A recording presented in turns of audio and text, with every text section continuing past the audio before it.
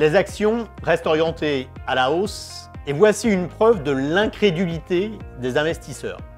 Les fonds actions ont totalisé des sorties de près de 100 milliards de dollars cette année. Les épargnants sous-estiment les forces positives telles que le changement de ton de la Fed, des négociations commerciales moins belliqueuses et des signes de stabilisation économique en Chine. Les actions ont rebondi, mais les valorisations sont à mi-chemin entre les points bas et hauts de 2018 et en ligne avec les moyennes historiques. Donc les valorisations actions ne sont pas stupides, surtout par rapport aux obligations. Le positionnement des investisseurs est toujours une variable importante et ce manque de participation a contribué à nos vues positives cette année.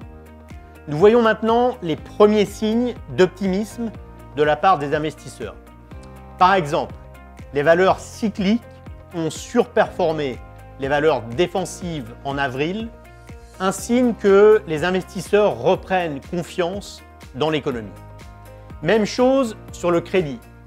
Cette classe d'actifs a connu de forts afflux cette année, mais les spreads de long terme étaient à la traîne.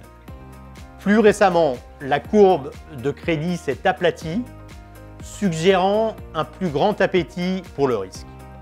Quand les vues positives deviendront consensuelles, il sera temps de réduire la voilure. Les actions cette année se comportent comme il y a 3 ans, quand les inquiétudes sur un fort ralentissement en Chine avaient causé une forte correction. Toutefois, 2019 ne connaîtra pas la même hausse des profits des entreprises qu'en 2016.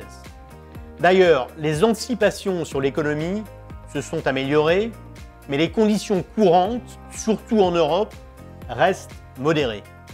Pour que les actions gardent un bon momentum, il faut que les données économiques dures s'améliorent, tangiblement. Nous entrons donc dans une phase moins facile du rallye. Mais il est toujours prématuré de prendre les profits. Il faut encore attendre un retour plus marqué des flux vers les actions. Et les banques centrales restent encore une force de soutien.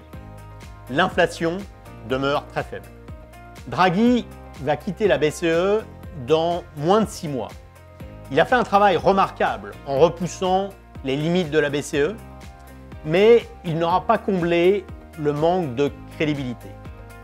L'inflation a été en moyenne de 1,2% sur les 10 dernières années et moins de 0,9% sur les 5 dernières, très loin des objectifs.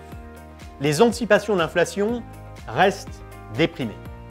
Des deux côtés de l'Atlantique, la balance des risques penche donc du côté de surprises accommodantes de la part des banques centrales. Nous continuons donc de préférer le crédit et les actions par rapport aux obligations gouvernementales et au cash. Bons investissements, à très bientôt.